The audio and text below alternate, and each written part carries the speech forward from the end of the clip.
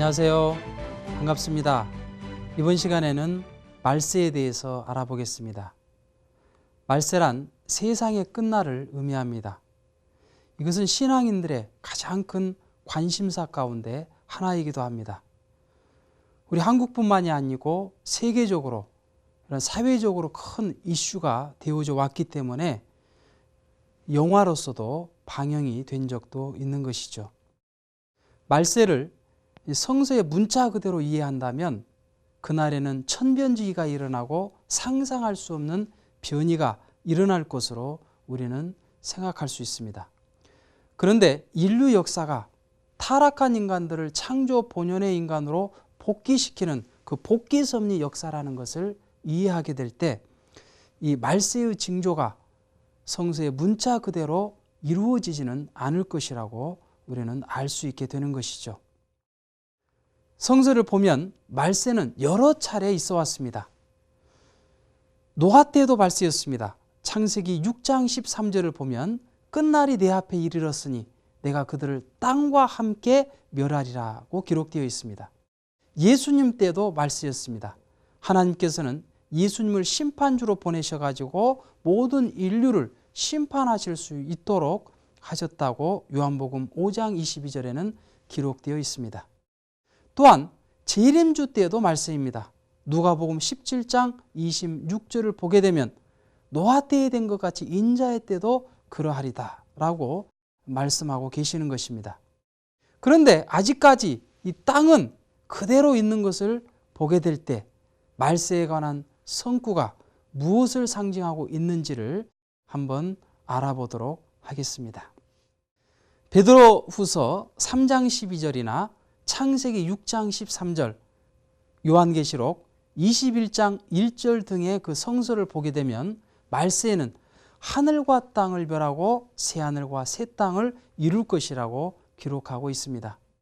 그런데 전도서 1장 4절을 보니까 땅은 영원히 있도다 라고 기록되어 있으며 시편 78편 69절을 보니까 그 성소를 산의 높음과 같이 영원히 두신 땅같이 지으셨으며 라고 기록되어 있는 것입니다. 그렇다면 하늘과 땅을 멸한다는 말은 무슨 말일까요?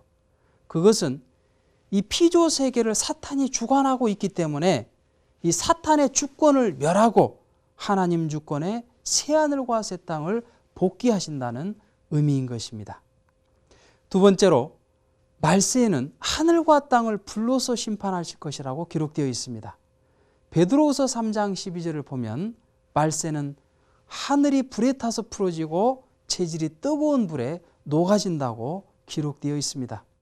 말라기서 4장 1절을 보게 되더라도 예수님 때도 불로서 심판하신다고 기록되어 있고 누가복음 12장 49절에 예수님이 불을 땅에 던지러 오셨다고 기록되어 있는 것입니다.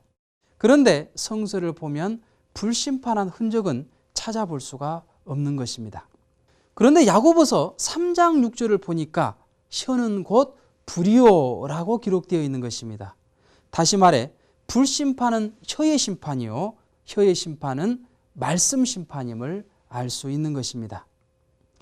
따라서 요한복음 12장 48절에 나의 한 그 말이 저를 심판하리라 라고 기록되어 있으며 데살로니가후서 2장 8절에 불법한 자가 나타나서 입의 기운으로 죽인다라는 기록이 있는 것입니다.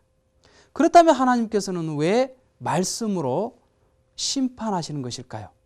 요한복음 1장 3절을 보게 되면 하나님께서는 말씀으로 인간을 창조하셨습니다. 따라서 우리 인간은 말씀의 완성실체가 되었어야 되는데 타락함으로써 그러한 인간이 되지 못했기 때문에 하나님께서는 말씀으로 인간을 다시 재창조하는 역사가 하나님의 복귀 섭리 역사였던 것입니다.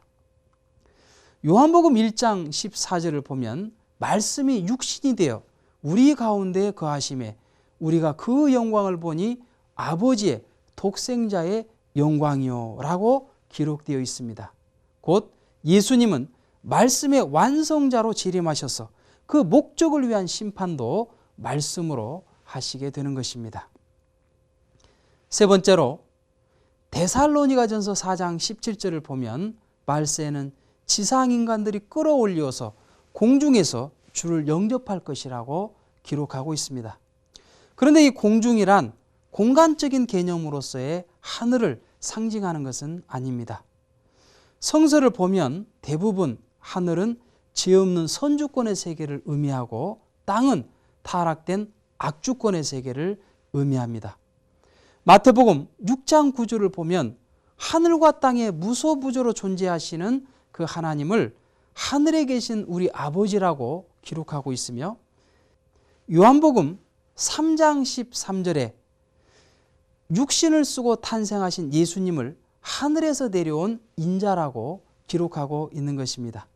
다시 말해서 하늘은 죄 없는 선주권의 세계를 상징하는 것을 의미하는 것이죠.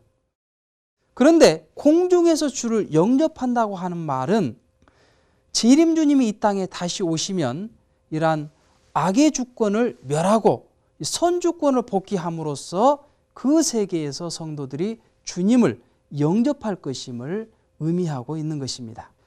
네 번째로 마태복음 24장 29절의 말세에는 해와 달이 빛을 잃고 별들이 하늘에서 떨어진다고 기록하고 있습니다. 그런데 창세기 37장 9절을 보니까 요셉이 하루는 꿈을 꾸는데 해와 달과 11별이 자기에게 절하는 것을 꿈을 보고 그것을 아버지인 야곱에게 말을 합니다. 그러니까 그 야곱이 그러면 나와 네 어미와 그리고 네 11 형제가 너한테 가서 절을 하겠느냐라면서 책망하는 그러한 구절이 나오게 됩니다.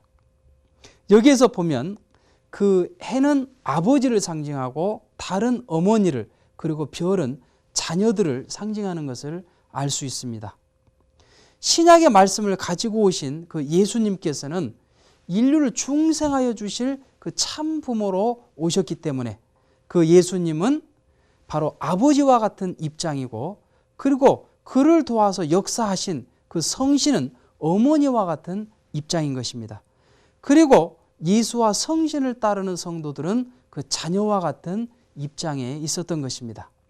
그런데 해와 달이 빛을 잃는다고 하는 것은 재림 메시아께서 이 땅에 새 말씀을 가지고 오시게 되면 예수님과 성신을 중심 삼은 신약의 말씀은 그 사명 기간이 끝난다는 것을 의미하는 것입니다.